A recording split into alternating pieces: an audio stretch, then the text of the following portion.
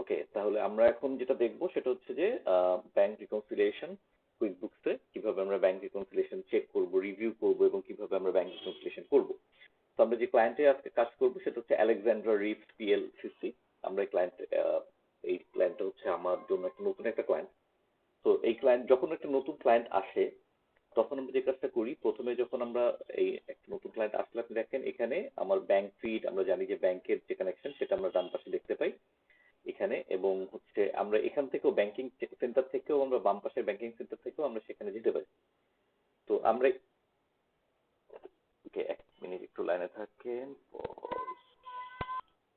তো আমরা এখান থেকে যখন যেতে পারি, এখান থেকে আমরা ব্যাংকিং সেন্টারেও আমরা দেখতে পাচ্ছি। ব্যাংকিং যদি আমরা ক্লিক করি তাহলে ব্যাংকিং সেন্টারে আমাদের ব্যাংক যে ব্যাংকগুলো কানেক্টেড সেই ব্যাংকগুলোকে আমরা দেখাই। এখানে যদিও আমাদের দুইটা মেসেজ আছে, এই মেসেজ দুটো there is a problem connecting to your bank, try letter.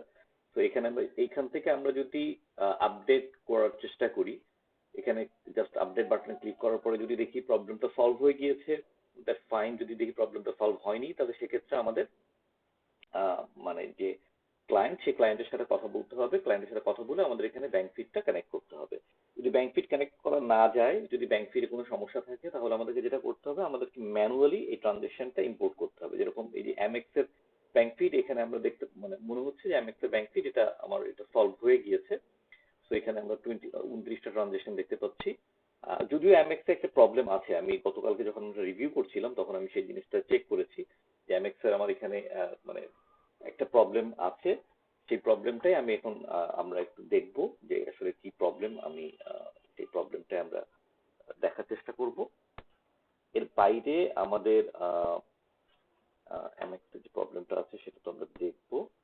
এখান থেকে আমরা যদি দেখি তো আমার এই ক্লায়েন্টের জন্য আমরা যখন, আমি যেটা বলছিলাম যে গতকালকে আমরা যখন যে কোনো ক্লায়েন্ট, শুধু এই ক্লায়েন্টগুলো কথা না, যে কোনো ক্লায়েন্ট যখন আমরা কাজ করব তখন আমাদের ডেফিনেটলি আমরা কি করতেছি, আমাদের যে ডিটেল ডকুমেন্টেশন লাইক আমাদের নোট টেকিং, আমাদের এখানে যেটা থাকে আমরা সাধারণত বলি যে একটা ডায়েরি, আমাদের একটা নোটবুকের মধ্যে নোট করা।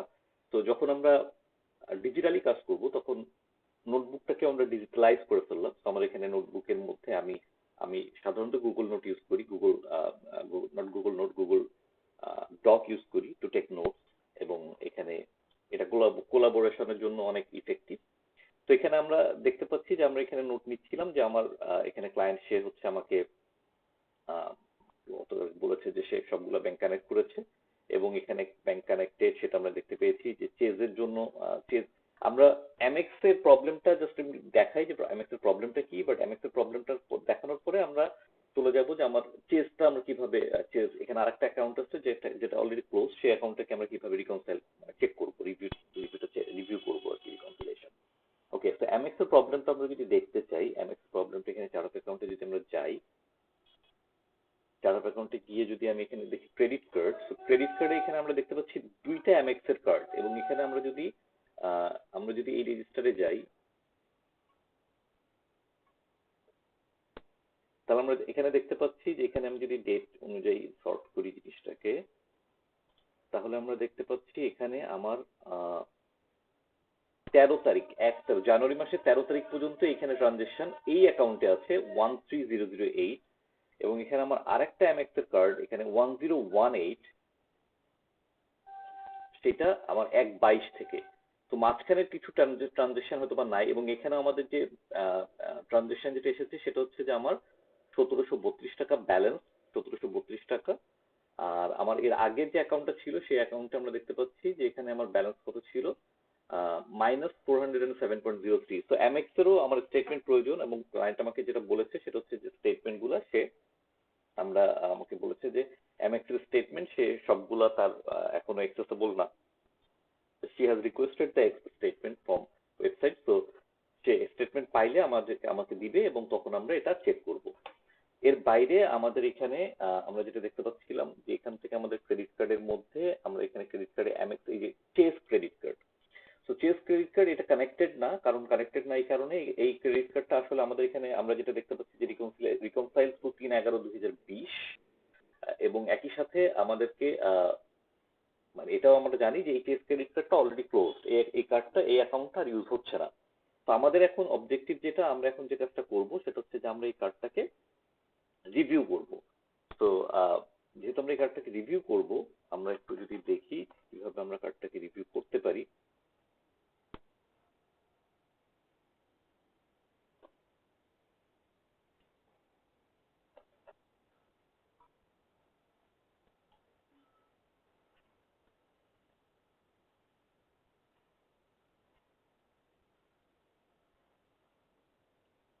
তো আমরা আমাদের যে গুগল ড্রাইভ আছে, গুগল ড্রাইভের মধ্যে আমরা আমার ক্লায়েন্ট অলরেডি যেটা করেছে সেটা হচ্ছে যে আমাকে স্টেটমেন্ট, চেস ক্রেডিট কার্ডের স্টেটমেন্ট আমাকে দিয়েছে। তো 2020 সালের স্টেটমেন্ট, আমি পিছন থেকে যাব। তো পিছন থেকে যদি আমি যাই, আমরা একটু একটু যদি দেখি এখানে 2020 সালে যে লাস্ট স্টেটমেন্ট আমার যেটা আছে, লাস্ট স্টেটমেন্টের মধ্যে আমরা যদি একটু খেয়াল করি স্টেটমেন্টটা।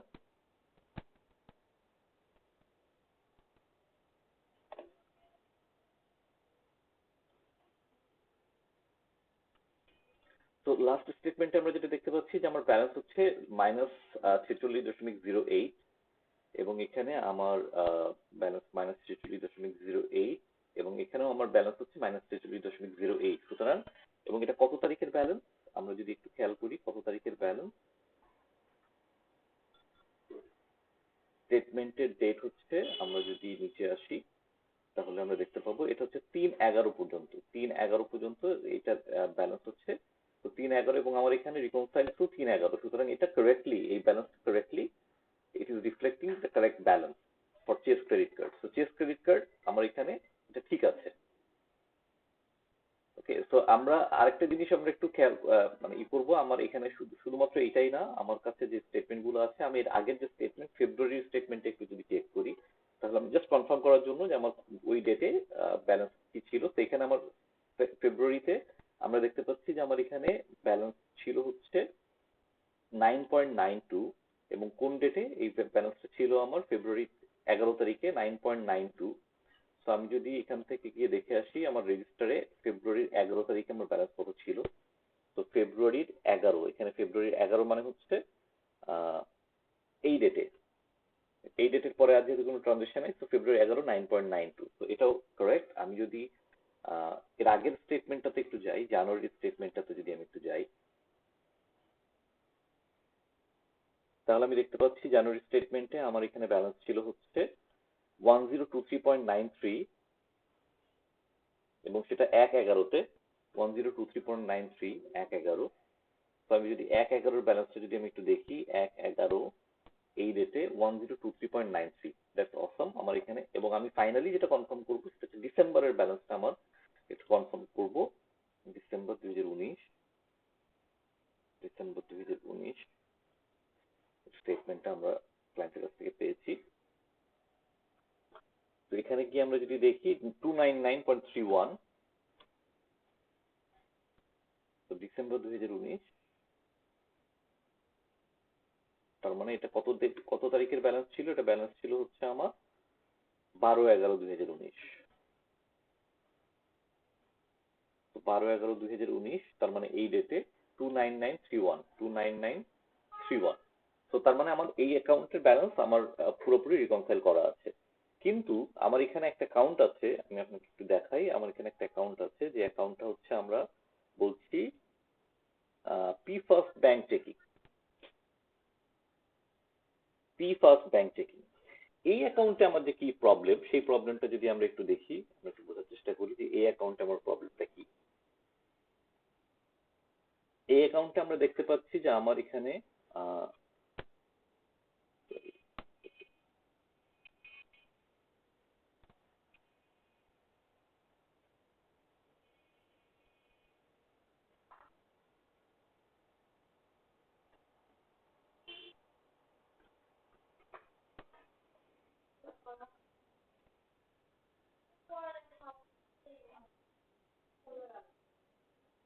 চার্ট অফ অ্যাকাউন্টে যদি আমরা যাই তাহলে আমরা দেখতে পাবো সেটা হচ্ছে যে পি ফার্স্ট ব্যাংক চেকিং।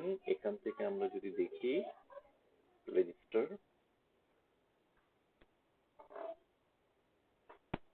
ওকে, আমার এখানে প্রথম যে ট্রানজেকশনটা আছে সেগুলো যদি আমরা একটু খেয়াল করি, যে প্রথম কোন কোন সময় থেকে। আমার প্রথম ট্রানজেকশন হচ্ছে 12/22/2017, 12/22/2017, এবং সেই ট্রানজেকশনটা কি ছিল, সেই ট্রানজেকশনটা আমরা এখানে যদি একটা জার্নাল ট্রানজেকশন, সেই জার্নালটা কি ছিল যদি আমরা একটু খেয়াল করি,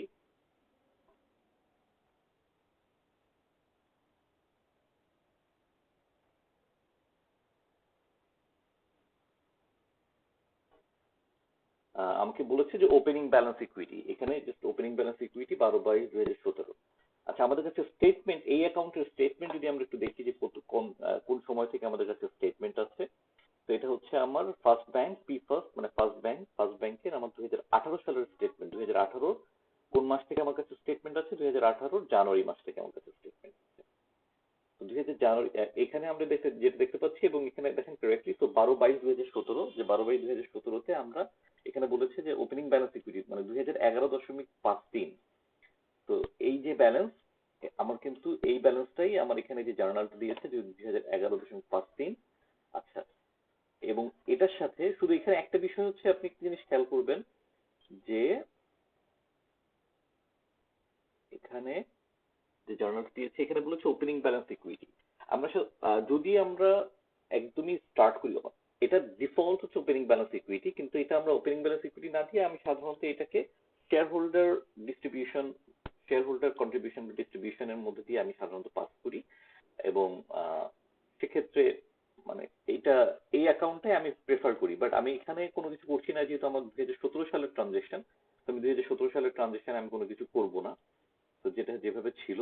কিন্তু এখানে আমাদের অবজেক্টিভ এখন যেটা, সেই অবজেক্টিভটা হচ্ছে 2019 সালের ট্রানজেকশন, মানে 2019 সালের ট্যাক্স, এটাকে আমরা মানে ট্যাক্স সাবমিশনের জন্য আমরা কাজটা বুকসটা প্রিপেয়ার করব। তো 2019 সালেরটা যাতে কারেক্ট থাকে, এটাই হচ্ছে আমাদের অবজেক্টিভ। কিন্তু এখানে আমি আপনাকে একটা জিনিস দেখিয়ে দিতে চাই, সেটা হচ্ছে যে এখানে অনেক অনেক ট্রানজেকশন এখানে আছে যেগুলো মিসিং, এবং এই মিসিং ট্রানজেকশনের কারণে এখানে আমার এখানে যে জিনিসটা হচ্ছে সেটা হচ্ছে যে আহ, মানে অ্যামাউন্টটা মিলবে না। তো এখানে আমি আপনাকে দেখাই, সেটা হচ্ছে যে এখানে আমার 12/2017, তো 12/2017-তে আমার ব্যালেন্স কিন্তু 12/2017, এখানে যদি আমরা দেখি 12/2011.53 করেক্ট ছিল। বাট 1/25/2018-তে এই ব্যালেন্সটা ছিল 3202.72। আমি 1/25-এ যদি যাই, 1/25, 1/25 মানে হচ্ছে আমার এখানে, তো 1/25 আমার ব্যালেন্স কত ছিল? 3202.72, 3202.72। বাট আমি এখানে দেখতে পাচ্ছি যে আমার এখানে ব্যালেন্স হচ্ছে 1291.76। তো এখানে যে বিষয়টা হচ্ছে দাঁড়াচ্ছে, এখানে আমার অনেক ট্রানজেকশন আছে যেগুলো মিসিং, এবং মিসিং ট্রানজেকশন গুলা যে কারণে মিসিং ট্রানজেকশন, সেই মিসিং ট্রানজেকশনটা হচ্ছে যে এগুলো হচ্ছে পার্সোনাল ট্রানজেকশন। তো আমি যেটা করব, আমার এখানে পার্সোনাল ট্রানজেকশন অর্থাৎ পেমেন্ট, এখানে এই ব্যাংক অ্যাকাউন্ট আমি আপনাকে একটা, এখান থেকে আমরা আহ, এখান থেকে আমরা যদি একটু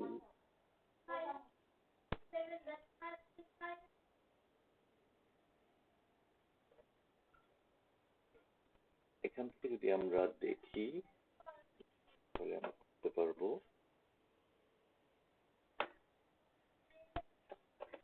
একটা অ্যাকাউন্ট, একটা বিজনেস অ্যাকাউন্ট, আমাদের এখানে যে জিনিসটা, এখানে যে পি ফার্স্ট, যে কোনো একটা অ্যাকাউন্ট, ব্যাংক অ্যাকাউন্ট, ঠিক আছে? একটা ব্যাংক অ্যাকাউন্ট অনেক সময় যেটা হয়, আপনার একটা ব্যাংক অ্যাকাউন্ট, এটা একটা business bank account,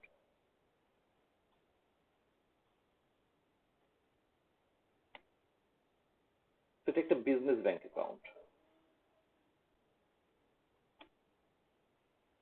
business bank অ্যাকাউন্টের মধ্যে আপনি একটা পার্সোনাল ট্রানজেকশন করেছেন। পার্সোনাল ট্রানজেকশন কি? পার্সোনাল ট্রানজেকশন করেছেন, আপনি একটা পেমেন্ট করেছেন, পেমেন্ট করেছেন এবং সেই পেমেন্টটা হচ্ছে অফ $500, যেটা হচ্ছে পার্সোনাল। তাহলে এই ট্রানজেকশনটাকে আমরা কিভাবে রেকর্ড করতে পারি? এই ট্রানজেকশনটাকে আমরা যেভাবে রেকর্ড করতে পারি, যেহেতু এটা পেমেন্ট হয়েছে, তার মানে ব্যাংক ক্রেডিট হয়েছে, আর ডেবিট হয়েছে, মানে যেহেতু ব্যাংক ক্রেডিট হয়েছে তার কন্ট্রাস্ট ডেবিট। তাহলে প্রথমে আমরা ডেবিটটা কি হবে? আমরা ডেবিটটা করব হচ্ছে শেয়ার হোল্ডার ডিস্ট্রিবিউশন। এটা একটা ইকুইটি, মানে আমার একটা ইকুইটি অ্যাকাউন্ট আছে যেটা হচ্ছে শেয়ার হোল্ডার ডিস্ট্রিবিউশন নামে। তো এটা আমার ডেবিট হবে, শেয়ার হোল্ডার ডিস্ট্রিবিউশন। কত টাকা? 500 টাকা। এবং এখানে আমার ক্রেডিট কি হবে? ক্রেডিট হবে হচ্ছে ব্যাংক, কত টাকা? 500 টাকা। ঠিক আছে?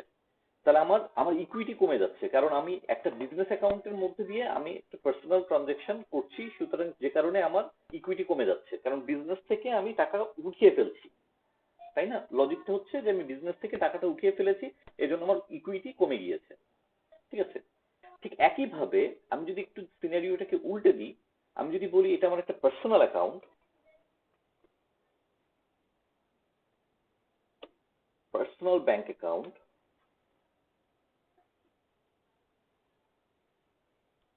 যেখানে আমি একটা বিজনেস ট্রানজেকশন করছি, এবং সেটা কি আমি একটা পেমেন্ট করেছি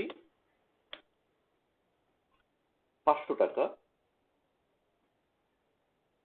তখন আমার সিনারিওটা কি হবে? তখন কি আমার ডেবিট হবে হচ্ছে, যেহেতু এটা বিজনেস পেমেন্ট, তার মানে এক্সপেন্স, আমরা একটা এক্সপেন্স লেজার হবে হচ্ছে ডেবিট,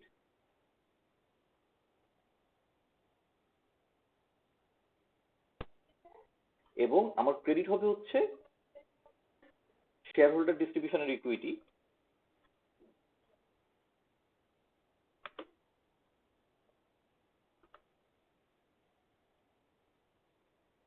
তখন আমার ইকুইটি বেড়ে যাচ্ছে, আমি টাকা ঢুকাচ্ছি, ইনজেক্ট করছি, ঠিক আছে? যেমন এখন সাধারণত সাধারণত যেটা হয়, যখন আমার একটা পার্সোনাল অ্যাকাউন্টে আমি একটা দুইটা ট্রানজেকশন করি, তখন আমি এইটাকে আমি সাধারণত এটাকে আমি আমার অ্যাকাউন্টিং সিস্টেমের মধ্যে লিস্ট করব না, না করে আমি জাস্ট বলবো যে আচ্ছা ঠিক আছে, আমার এরকম ভাবে 3টা ট্রানজেকশন আছে, যে 3টা ট্রানজেকশন হচ্ছে আসলে আমার পার্সোনাল অ্যাকাউন্টে বিজনেস ট্রানজেকশন, সুতরাং এটা এখানে এভাবে আমরা এটাকে জার্নালের মাধ্যমে রেকর্ড করব। কিন্তু যদি যদি আমি দেখি যে আমার এই অ্যাকাউন্টের মধ্যে অনেক বিজনেস ট্রানজেকশন আছে, তখন কি এই অ্যাকাউন্টটাকে রিকনসাইল করা, তো অর্থাৎ আমি যদি প্রথমে আমি কিছু ট্রানজেকশন, আমি মনে করেন আমার একটা ব্যাংক অ্যাকাউন্ট, আমি একটা ব্যাংক অ্যাকাউন্টের, আমরা এখানে যে জিনিসটা একটু দেখি, দেখে আসি, সেটা হচ্ছে যে একটা ব্যাংক অ্যাকাউন্টের ট্রানজেকশন লিস্টিং, লাইক স্টেটমেন্ট, ঠিক আছে? তো মনে করেন আমি প্রথম যে ট্রানজেকশনটা আছে জানুয়ারির 1 তারিখে আমি ট্রানজেকশন করলাম, সেটা হচ্ছে যে আমি হচ্ছে এটা হচ্ছে পার্সোনাল পার্সোনাল রিসিভ, টাকা রিসিভ করেছি কত টাকা, লেটস সে 230, 230 টাকা আমরা রিসিভ করেছি। ওকে, আচ্ছা, আমি জানুয়ারির 1 তারিখেই আবার বিজনেস পেমেন্ট, এবং এখানে আমি 45 টাকা পেমেন্ট করেছি। আমি জানুয়ারি 3 তারিখে আমি আবার একটা পার্সোনাল পেমেন্ট, আমি এখানে 60 টাকা পেমেন্ট করেছি। আমি জানুয়ারি 4 তারিখে আমি একটা বিজনেস পেমেন্ট, এবং আমি এখানে 15 টাকা বা 25 টাকা পেমেন্ট করেছি। জানুয়ারি 4, আচ্ছা, এখানে আবার জানুয়ারি 6 তারিখে আমি আবার একটা পার্সোনাল রিসিভ, এবং এখানে আমি 140 টাকা রিসিভ করেছি। আচ্ছা, এখন যদি আমি এই ট্রানজেকশন গুলোকে আমি যদি আমার লেজারের মধ্যে আনি, আমার ব্যাংক লেজারের মধ্যে যদি আনি, আমি জাস্ট ব্যাংকের যে লেজারটা, সেই লেজারটাকে যদি আমরা চিন্তা করি যে ব্যাংক ব্যাংক লেজার, তো এখানে আমরা প্রথম প্রথম যে ট্রানজেকশনটা, সেই ট্রানজেকশনটার জন্য আমার কি করতে হবে, আমার প্রথম ট্রানজেকশনটার জন্য আমার ব্যাংক কি হবে, প্রথম ট্রানজেকশনের জন্য আমার ব্যাংক অ্যাকাউন্টে কি হবে, ডেবিট হবে না ক্রেডিট হবে?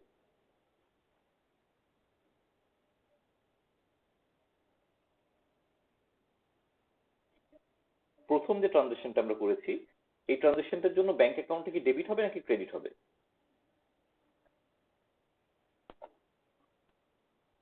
তো প্রথম ট্রানজেকশন যেটা হয়েছে, সেখানে প্রথম ট্রানজেকশনটার জন্য আমার ব্যাংক হচ্ছে ডেবিট, কারণ হচ্ছে আমি ব্যাংকে টাকা রিসিভ করেছি, তো ব্যাংক হচ্ছে ডেবিট, ব্যাংক ডেবিট, এবং ব্যাংক যদি ডেবিট হয়, তাহলে মানে ডেবিট হচ্ছে ব্যাংক, কারণ আমি টাকা রিসিভ করেছি, ডেবিট হচ্ছে ব্যাংক।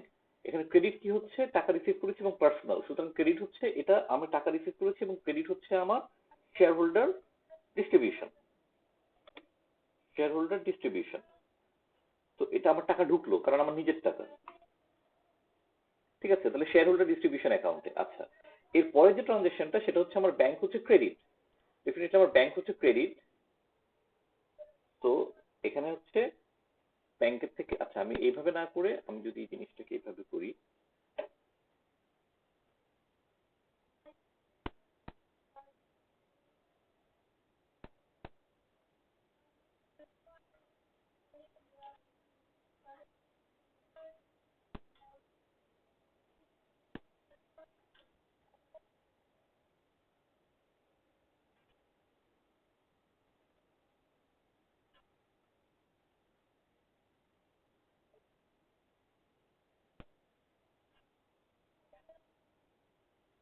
ওকে, তো প্রথম ট্রানজেকশনের জন্য আমার কিন্তু ব্যাংক, আমার এটা আমার ব্যাংক, তাই তো? এটা হচ্ছে আমার ব্যাংক বুক, রাইট? ব্যাংকের ডেবিট হবে না ক্রেডিট হবে, এটা হচ্ছে আমাদের বিবেচ্য বিষয় আমাদের এখান থেকে।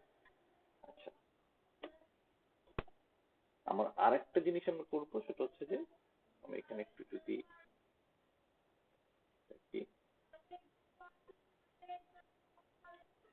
শেয়ার হোল্ডার ডিস্ট্রিবিউশন,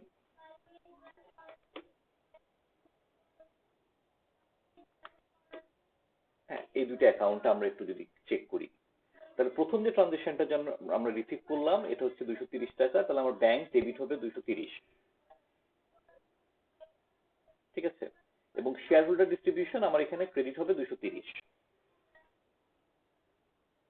ওকে, প্রথম ট্রানজেকশনটার জন্য।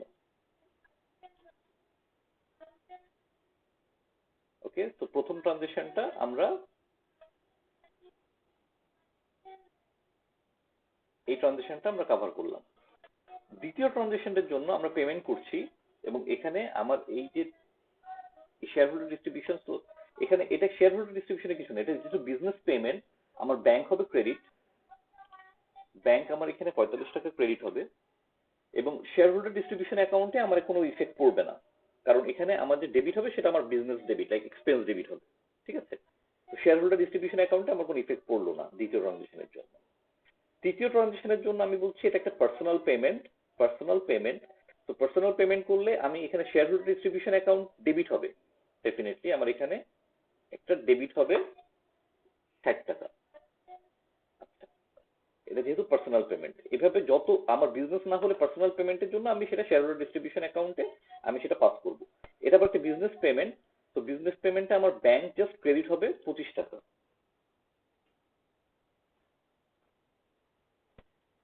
ও, এখানে যে 60 টাকা, সেই 60 টাকাটা আমার এখানে ক্রেডিট হওয়ার কথা ছিল, ক্রেডিট করিনি আমি 60 টাকা, আর এরপরে হচ্ছে 25 টাকা। তো এখানে আমার এটা বিজনেস এক্সপেন্স আমার এখানে ই হবে। আচ্ছা, এরপরে আমার, এরপরে হচ্ছে আমার যে জিনিসটা আমরা করব, এরপরে আমরা যে জিনিসটা করব সেটা হচ্ছে যে 140 টাকা রিসিভ হয়েছে, তার মানে এটা আমার এখানে 140 টাকা ডেবিট হবে, এবং এটার এটার ক্রেডিট হবে কি, এখানে 140 টাকা আমার এখানে ক্রেডিট হবে। তো আলটিমেটলি আমার এখানে ব্যালেন্সটা কি দাঁড়াচ্ছে,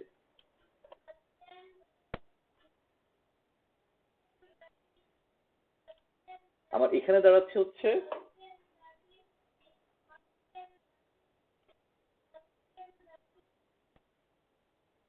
ডেবিট সাইডে 370, এখানে ক্রেডিট সাইডে 130,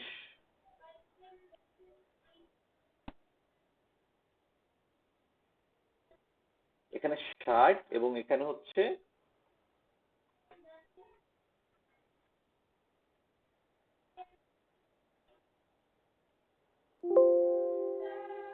370, তাই তো? তো আমার এখানে ব্যাংকে 370 টাকা ট্রানজেকশন হয়েছে, রাইট? এই 370 টাকা ট্রানজেকশনের জন্য আমি ব্যাংকে যে 370 টাকা জমা হয়েছে সেটা আমি বলেছি যে আমার 370 টাকা ব্যাংকে আমার অ্যাসেট বেড়েছে না, অ্যাসেট বেড়েছে, এবং অ্যাসেট বেড়েছে বিধায় আমি বলেছি যে আমার ইকুইটিও বেড়েছে, ঠিক আছে? আমার এখানে ইকুইটিও বেড়েছে, ইকুইটি বেড়েছে। আচ্ছা, একই সাথে এবার আমার এখান থেকে আমার ব্যাংকের থেকে টাকা বেরিয়ে গেছে কত, ব্যাংকের থেকে টাকা বেরিয়ে গেছে 130, রাইট? আচ্ছা, তো ব্যাংকে 130 টাকা বেরিয়ে গিয়েছে, এবং আমার ব্যাংকের ব্যালেন্স কত ছিল লাস্ট, শেষ শেষ পর্যন্ত আমার ব্যাংকের ব্যালেন্স হচ্ছে 240, তাই তো? ব্যাংকে আমার ব্যালেন্স হচ্ছে 240, রাইট? আচ্ছা, ব্যাংকে 200 ব্যালেন্স, ব্যালেন্স হচ্ছে 240, এবং এখানে আমরা যেটা দেখতে পাচ্ছি যে আমার ব্যালেন্স কত থাকবে, আমরা যদি এখানেও একটু জিনিসটা করি,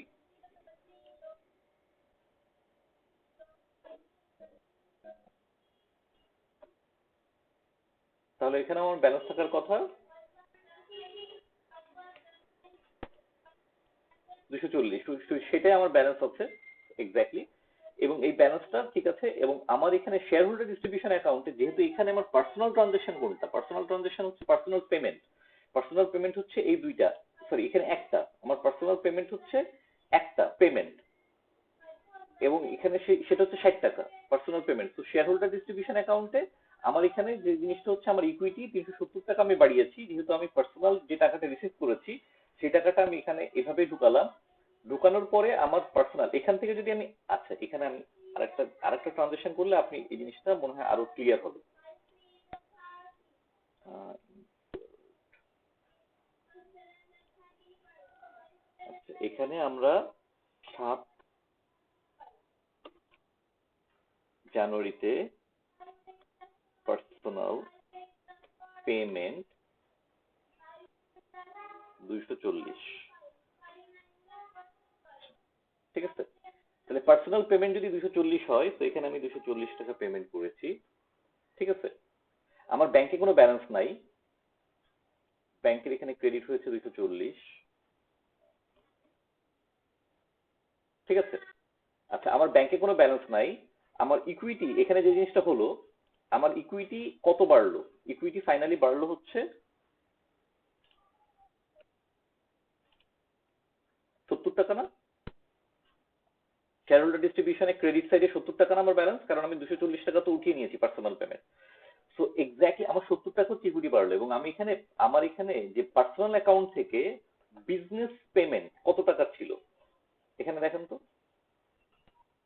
পার্সোনাল অ্যাকাউন্ট থেকে বিজনেস পেমেন্ট কত টাকার হয়েছে।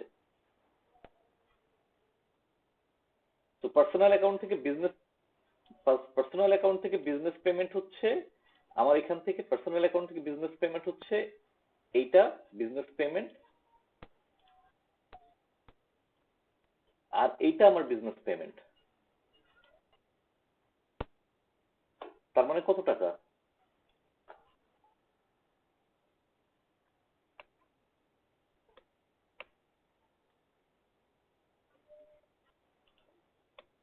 সুতরাং আমি যদি এই দুইটা ট্রানজেকশনকে আমি যদি জার্নাল দিয়ে করতাম, তাহলে কি সেটাই আমার হতো না যে আমার 70 টাকা ইকুইটি বাড়তো আর এক্সপেন্স সাইডে 70 টাকা ডেবিট হতো, আমার বিজনেস এক্সপেন্স?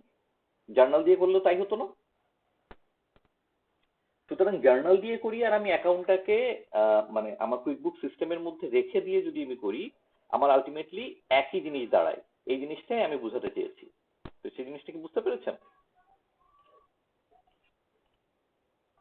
ওকে, তাহলে আমরা এখন একটু কুইকবুকসে চলে যাই।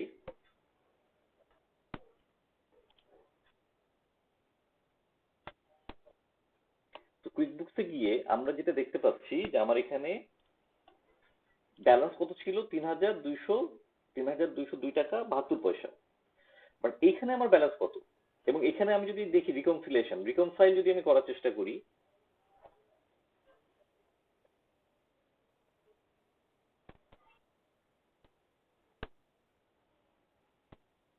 এখানে আমি রিকনসাইল যদি করার চেষ্টা করি, 3,202 টাকা 72 পয়সা এবং 1/25/2008, 1/25/2008। সো আলটিমেটলি এখানে আমার ডিফারেন্স হচ্ছে 1910 টাকা 96 পয়সা। এই 1910 টাকা 96 পয়সা আমি শেয়ার হোল্ডার ডিস্ট্রিবিউশন অ্যাকাউন্টের মধ্যে দিয়ে পাস করব। সো সেফল লেটার, এটা আমরা যেটা করব শেয়ার হোল্ডার ডিস্ট্রিবিউশন, এবং এই তারিখে 1/25/2008 এই তারিখে। আচ্ছা ঠিক আছে। তো এটাকে আমরা কিভাবে আমরা একটা জার্নালের মাধ্যমে পাস করব। তো জার্নাল আমরা কিভাবে করতে পারি, এখান থেকে আমরা গিয়ে জার্নাল এন্ট্রি, ঠিক আছে। তো জার্নাল এন্ট্রি এটা কত তারিখের জার্নাল হবে, 1/25/2018। তো জার্নালের ডেট হচ্ছে 1/25/2018। আচ্ছা, এইখানে সাধারণত আমি যেটা করি সেটা হচ্ছে আজকের তারিখ হতো, আজকের তারিখ হচ্ছে এপ্রিলের 28,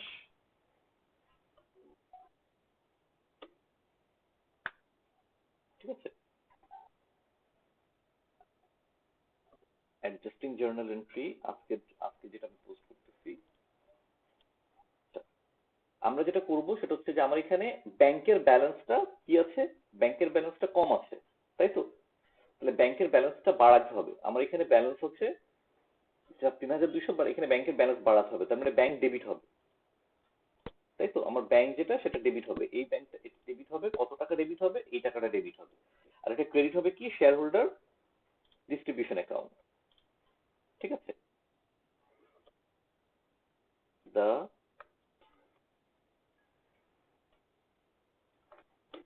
summation of the personal payment, আমরা এখানে কি লিখছি, personal payment receive and the personal payment paid through the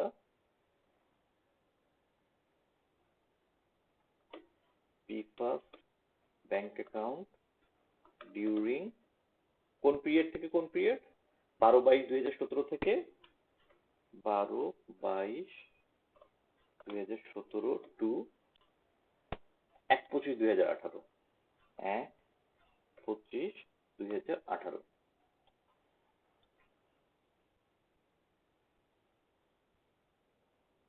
আচ্ছা, আমরা মেমোতে দিচ্ছি জাস্ট, এটা জাস্ট ইনফরমেশন গুলো বিভিন্ন জায়গায় দেওয়ার কারণ হচ্ছে আমরা যখন রিপোর্ট জেনারেট করব তখন বিভিন্ন জায়গা থেকে সেই ইনফরমেশনটা পিক করে, সুতরাং আমরা জাস্ট এখানে ইনফরমেশনটা দিলাম, দিয়ে এটা অ্যাডজাস্টিং জার্নাল এন্ট্রি, এটা আমি যদি সেভ করি, এখন যদি আমি রিকনসিলেশনে যাই, রিজুম রিকনসিলেশন, এখন আমি কি করতে পারছি, ফিনিশ নাও,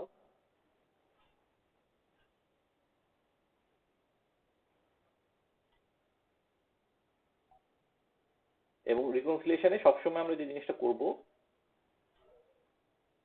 আমার স্টেটমেন্ট এন্ডিং ব্যালেন্স এবং register balance on that date need to be same. Clear? আপনারা বুঝাতে পেরেছি? তো এইভাবেই আমরা এবার আমরা এই আরো আরো যে মাসগুলো আছে সেই মাসগুলো আমরা এবার আগাতে থাকবো এবং একটা একটা করে রিকনসাইল করতে থাকবো।